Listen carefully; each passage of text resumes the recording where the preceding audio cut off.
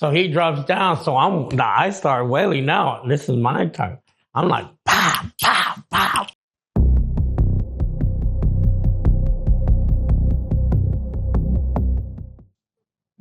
Did you see the violence in prison? And if so, what type of violence did you see?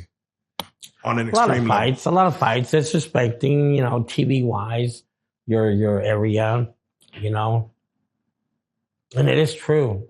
People intend to, Black or Hispanics, say, taking over this TV, you can have that TV. And then whites are like, we're fucked, Yeah. Did you have any issues with the whites? Anyone around you have issues with the Aryan Nation, anything like that? I saw a lot of them, in there and whatnot, but we kept it cool and whatnot. So, but my fights were always because someone's either trying to step my toes or disrespect me. And I'm the type of person that was the word bitch or fuck you and da da da da. It was, let's fight. Let's do this. And they say you can't call someone technically a bitch no. in prison. Just doing that, just even saying it in a sentence that you not even meaning as bad of a disrespect that you're saying. Well, I mean, if you're playing around, because, there's playing around. Say, oh, you fucking bitch, da da da. But if it's to where it's a fight or to create the fight going, yeah, they'll use that word and they got you. Oh, and then to Latinos, guess what the word is? It's chinga tu madre. Chinga. Have you ever heard that shit? Oh, yeah. Fuck your brother. Come on. Yeah. So that get us going too. Man. Your fights was normally within your own race, or were you fighting outside your race?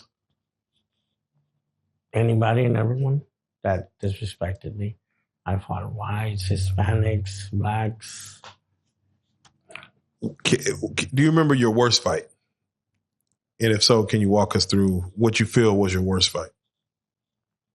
Hardest fight or anything of that nature?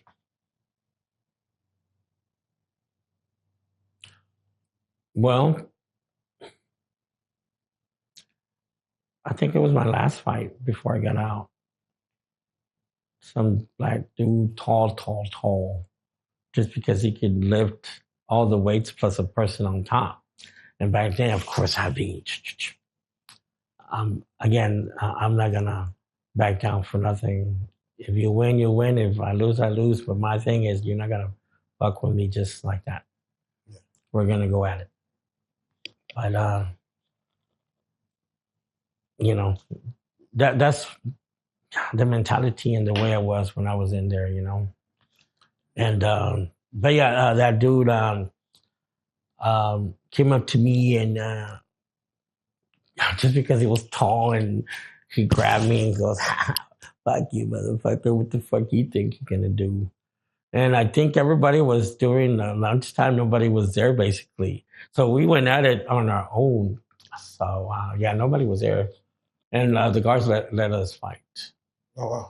And all I remember is he grabbed me from my shirt and he's laughing. I'm looking up because this fool's fucking big dude, tall. And I said, what? Think I'm fucking Freddy, you motherfucker? I remember said that. What are you going to do? What are you going to do? He kept doing that fucking laugh that just drove me more crazy. So all I remember, I just kneeled down and pop, hit him like 3 times and not so feeling good, huh? So he drops down. So I start wailing now. This is my turn. I'm like, pow, pow, pow, pow. So let's just go going like this backwards. He's a big dude regardless, Yeah. So he grabs me from the back of my legs and whoa, slams me against the fucking 2-3 different walls. I'm like, oh. So I remember that motherfucker's hurt. And then I remember I did again. And then I ended up putting my thumbs in his eyes. Yeah. And I said, let me go, man. I'm gonna fucking you're gonna go fine. Damn. So, and the guards let it happen too. Do you feel like the guards do it for entertainment? Do you feel like they're betting on, I got 20 on black, I got 10 They on... just probably wanted to see some shit at the moment in time. Did you ever back then? Like, it seems, were you fearless when it comes to fights? Like, you would, hey, if they disrespect you, anybody you would take on. No, I mean, I just have that mentality that you know, I don't take shit from nobody. That's real. You got to have that. Being out here in the world is different, you know. There's still shit that happens like if you're gonna be in there, but I'm more calm. I'm a family man. I got something to live for now. Back in those days, even though I had my family that loved me and supported the stupid shit that I did, because they had to, I didn't change my ways till I actually had my one love and all that stuff that changed me. Yeah. Did you ever see anyone lose their life in prison? I can't say they lost their life. All I can say is they got pretty bad, either stabbed or really bad cut or a really bad fight, or you ended up landing on the concrete so bad with this part of that part, you don't wake up. So I never knew that person, you know, made it through or not. Out of the weapons that you mentioned, what are other weapons you've seen? Like, even with a shank, like what type of shanks have you seen? What's the largest shank have you seen, like inside a pen? Well, I don't think you can see nothing than this small. You know, the smaller the better. It's still going to do the damage, you know. But yeah, just yay size. You can put it down your boot on the side or something. Because guards sometimes want to bend that. But hey, if you're lucky enough, you don't get caught and you have it in your boot and then take it out afterward. Come on. So, yeah. Now, there's some things that we were speaking on. Like, you had brought some things to my mind that, you know, again, you did time in 97. This is a lot of guys, you know, are doing 2010s and stuff like that. So a lot of things were different back then. Yeah. Like I said, the food-wise, what it came in, toothbrushes. There were the long toothbrushes. They give you toothbrushes? Well, there were the long toothbrushes, but they would break them as low as they could get it possible because they can be used as shanks. Mm. So when you would go to commissary, whatever, you want a toothbrush, that toothbrush is going to be broken to this size. And, well, it's hard to reach your back teeth and whatnot. I'm telling you. But yeah, Jack Max, canned foods. Yeah, my last rodeo, how they say, I was like, they sell pouches now? What the fuck? What happened to the cans? The cans taste better compared to the pouches. But yeah. For prisoner safety, I guess. You were mentioning something as simple as visitation and like the glass walls, which of course anybody who watched the to now, compared to now, that's like a thing of the past, man. It's get on a phone with your loved ones and talk to them through the glass. And I remember telling my lady when nobody was around, baby, show me your boobs. Yeah. And they could do it and no one would see. Yeah, because there was no camera in that area back in the day, bro. You know, it's funny, but you know, but yeah, things like that, you know. But yeah, it was awesome to be able to see your loved ones, you know. Yeah. And then I know this happens all the time.